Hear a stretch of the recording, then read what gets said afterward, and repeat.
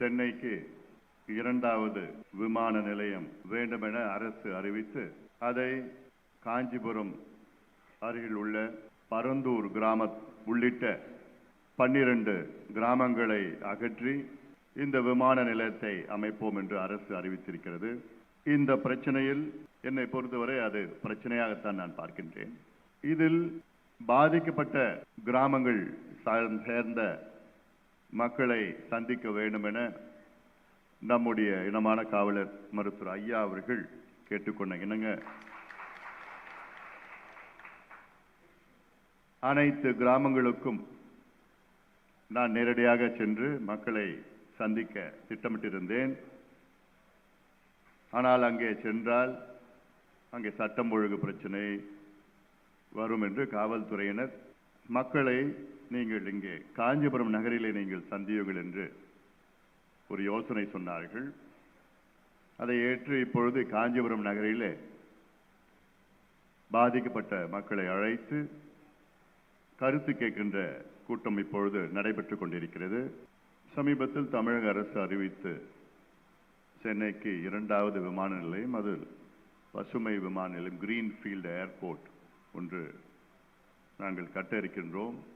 அதற்கு மத்திய அரசிடம் 4 இடங்களை தேர்வு செய்தோம்.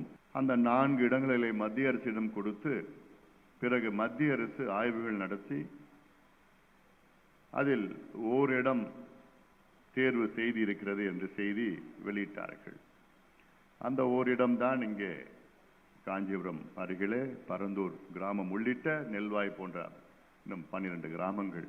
இது எந்த அடிப்படையிலே அவர்கள் தேர்வு செய்தார்கள் என்று எங்களுக்கும் தெரியாது. வெறும் அறிவிப்பு தான் வந்திருக்கிறது. அதனுடைய நுட்பங்கள் இன்னும் எங்களுக்கு தெரியல.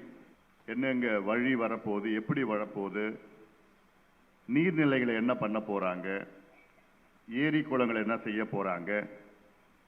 ஏன்னா எனக்கு முன்பு பேசிய ஒரு பெரியவர் பேசினாரு, காவிரி பாக்கம் ஏரியிலிருந்து அது வடிகால் மூலமா வந்து வந்து வந்து வந்து கிட்டத்தட்ட அந்த தண்ணி கிட்ட செம்பரம்பாக்கம் ஏரி வரைக்கும் போகுது. அந்த காலத்துல மன்னர்கள் காலத்துல நமக்கு ஏற்ப ஏரிகளை வெட்டினார்கள்.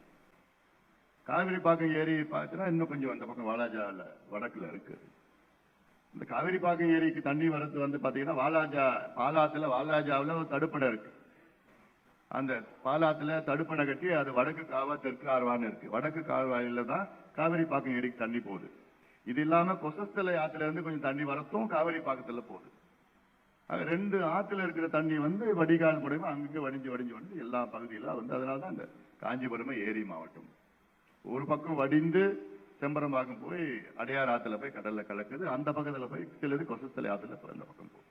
நமக்கு வளர்ச்சி தேவை. வளர்ச்சி என்பது ஒரு நவீன வளர்ச்சி, மாடர்ன் டெவலப்மெண்ட் என்று சொல்வது. அந்த நவீன வளர்ச்சிக்கு கட்டுமானங்கள் தேவை, இன்ஃப்ராஸ்ட்ரக்சர் தேவை. அதே நேரத்தில் ஒன்றை அழித்து இன்னொன்று தேவையில்லை. அதாவது ஒரு பக்கம் வளர்ச்சி, மற்றொரு பக்கம் விவசாயம், வேளாண்மை, சுற்றுச்சூழல் ரெண்டுமே சமமா எடுத்துட்டு போகணும். ஒன்னு நான் அழிச்சுதான் இன்னொன்னு நான் கொண்டு வருவேன் அப்படின்னு சொல்வது ஏற்றுக்கொள்ள முடியாது. ரெண்டுமே சமமா இருக்கணும். both should coexist ன்னு சொல்லுவாங்க. இதுதான் மற்ற நாடுகள் எல்லாம் பண்ணிட்டு இருக்கிறாங்க. இல்ல நான் ஒன்னத்தை முழுசா அழிச்சிடுவேன், எனக்கு மொத்தமா விவசாயத்தை நான் அழிச்சிட்டு உங்களுக்கு நான் பில்டிங் கட்டி கொடுப்பேன், ஃபேக்டரி கட்டி கொடுப்பேன், நிலையம் கட்டி கொடுப்பேன் அப்படின்னு சொல்றதெல்லாம் அது நிச்சயமாக அது நம்முடைய கொள்கை கிடையாது, மருத்துவர் ஐயாவுடைய கொள்கை கிடையாது. அதனால்தான் பல திட்டங்களை பாட்டாளி மக்கள் கட்சி எதிர்த்திருக்கிறது, உணர்வுபூர்வமா எதிர்த்திருக்கிறது. பல திட்டங்களை நிறுத்தி இருக்கிறது.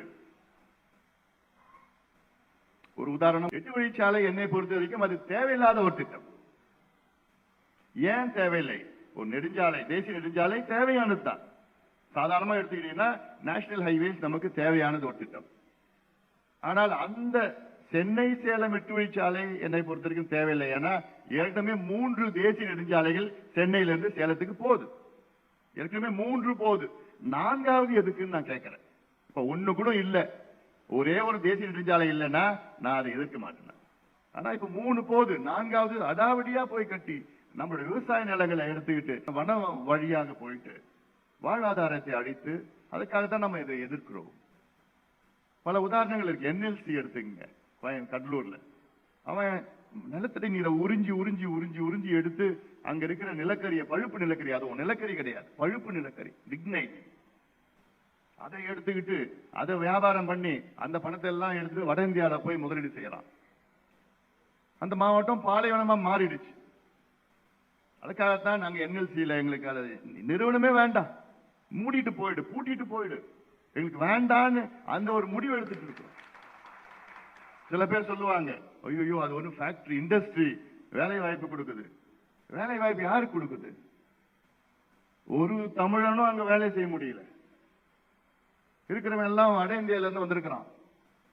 10 பேர் நிர்வாகம் செய்யறதுல 8 பேர் வட இந்தியா சார்ந்தவர்கள். சுத்தி இருக்கிறவங்க எதுவும் இல்லை. விவசாயத்தை அழித்து ஒரு காலத்துல 8 அடியில இருந்த தண்ணி அந்த மாவட்டத்தில் இன்னைக்கு 800 அடிக்கு போயிடுச்சு. காரணம் அந்த ஒரு நிறுவனம். அது எனக்கு வேண்டாம், கிளம்படி. இதே போன்றுதான் ஜெயங்கொண்டம் லிக்னைட் ப்ராஜெக்ட். ஜெயங்கொண்டத்தில் எவ்வளோ பெரிய இடத்தை எடுத்தாங்க, 20,000-25,000 ஏக்கர் அங்க அழித்து, விவசாயத்தை அழித்து. என்எல்சியில என்ன பண்ணாங்க? இதே மாதிரி தான் உங்களுக்கு நிலைமை தான் அங்க என்எல்சியிலையும். 1956ல 45 கிராமம், 56ல 45 கிராமத்து மக்களை நீங்க உடனே கிளம்புங்கன்னு சொல்லிட்டாங்க. என்ன போவாங்க, எங்க போவாங்க? 45 கிராமம் எங்க போறது தெரியாம கிட்டத்தட்ட 55,000 ஏக்கர் அதே. ஆனா அன்னைக்கு அங்க போராடுறது யாரும் இல்லை. இன்னைக்கு ஐயா இருக்கிறார். நமக்கு வேண்டியது நியாயமான கோரிக்கைகள். அதனாலதான் நம்ம என்ன செய்ய போறோம் இப்போ. இதுல இது அரசியல் நான் வரல, அரசியல் செய்ய நான் வரல. என்னை பத்தி உங்களுக்கு தெரியும். விவசாயம், வேளாண்மை, நீர் மேலாண்மை, சுற்றுச்சூழல், இதுதான் நமக்கு காலங்காலமா காப்பாற்றும். அதுல இடையில நமக்கு வரும், தொழில் வேணும், வளர்ச்சி வேணும், நம்ம நவீன வளர்ச்சி, மாடர்ன் டெவலப்மெண்ட் சொல்றோம். நமக்கு எல்லாமே வசதிகள் தேவைப்படும். நம்ம ஏதோ இருந்துட்டோம், நம்ம பிள்ளைகள் நல்லா இருக்கணும், அடுத்த கட்டத்தில் இருக்கணும். நம்ம படிக்கல, நம்ம பிள்ளைங்க படிக்கணும். படிச்சு உத்தியோகத்தில் போயிட்டு கொஞ்சம் வேலையை போயிட்டு நம்மளை பார்த்துப்பான்னு அந்த ஆதங்கத்துல தான் நம்ம உழைச்சு நம்ம இருக்கிறோம். அதுவும் வேணும், நமக்கு விவசாயமும் வேணும். ரெண்டுமே பேலன்ஸ் பண்ணி சமமா கொண்டு போறது தான். நானும் அரசியல் பண்ண வரல. இங்க இதை வச்சு அரசியல் பண்ணணும் எனக்கு அவசியமே கிடையாது. எனக்கு மக்கள் எங்க பாதிக்கப்பட்டாலும் அங்க நான் போவேன்.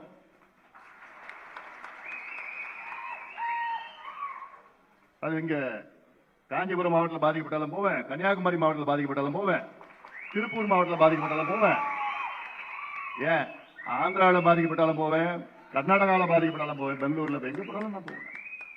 அது என்னுடைய நோக்கம். மக்களுக்கு நியாயம் கிடைக்கணும்.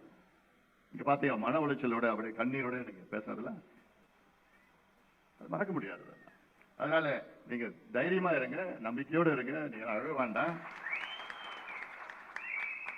முதல்ல இங்க ஏன் அது கொண்டு வந்திருக்கிறாங்க, ஃபீசிபிலிட்டி என்னன்னு நம்ம முதல்ல அதை தெரிஞ்சுக்கிட்டு அதுக்கேற்ப நம்ம முடிவு, ஐயா கிட்ட நம்ம முடிவு விட்டுட்டோம். ஐயா முடிவு பண்ணுவார், அதை எப்படி கொண்டு போறது, என்ன போகணும்னு சொல்லி முடிவு பண்ணிருப்பாரு. அதனால அது மட்டும் இல்ல, உலக அளவில் கொலம்பியா நாட்டுல, பிரேசில் நாட்டுல, கனடா நாட்டுல இதெல்லாம் நான் எல்லாமே ஸ்டடி பண்ணி வச்சிருக்கேன்.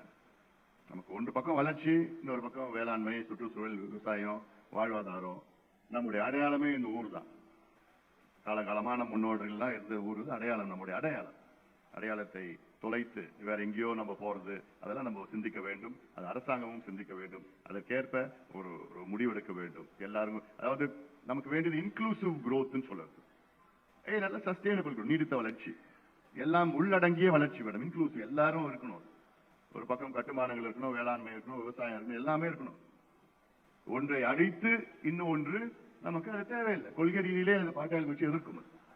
ஒன்று முழுசா அழிச்சுட்டு இன்னொன்று கொண்டு வரதில்ல. அந்த வகையில இந்த கூட்டம் மிக என்னை பொறுத்த வரைக்கும் முக்கியமான ஒரு கூட்டம். இது அரசியல் சார்பற்ற கூட்டமாக நான் பார்க்கிறேன். நம்ம கட்சி நடத்துது, ஆனால் எங்களுடைய நோக்கம் இதுல அரசியல் செஞ்சுக்கிட்டு அது பண்ணணும்னு நோக்கம் கிடையாது. நமக்கு வளர்ச்சி வேண்டும். அதற்கு எப்படி நம்ம அதை வளர்ச்சியை கொண்டு வரலாம், எல்லாத்துக்கும் பயன்பெறுகின்ற வளர்ச்சியை கொண்டு வர வேண்டும். கேள்விகள் நிறைய இருக்கு. அந்த கேள்விகளுக்கெல்லாம் விடை நிச்சயமாக நல்ல ஒரு முடிவை நாம் எடுப்போம் என்று இந்த நேரத்தில் உங்களுக்கு எல்லாம் சொல்லி, அதனால நீங்க தைரியமா இருங்க, அழுவாதீங்க, தைரியமா இருங்க. ஐயா நாங்கெல்லாம் இருக்கிறோம். அந்த வகையில நீங்கள் எல்லாம் தைரியமா ஊருக்கு போங்க. சாப்பாடு சாப்பிட்டுட்டு போங்க, தைரியமா இருங்க. உங்களுக்கு எந்த பிரச்சனைனாலும் நாங்க இருக்கிறோம். தைரியமாக நீங்கள் வீட்டுக்கு செல்லுங்கள். இந்த நிகழ்ச்சியை சிறப்பாக ஏற்பாடு செய்த அனைத்து நிர்வாகிகளுக்கும் என்னுடைய நன்றி, வணக்கம்.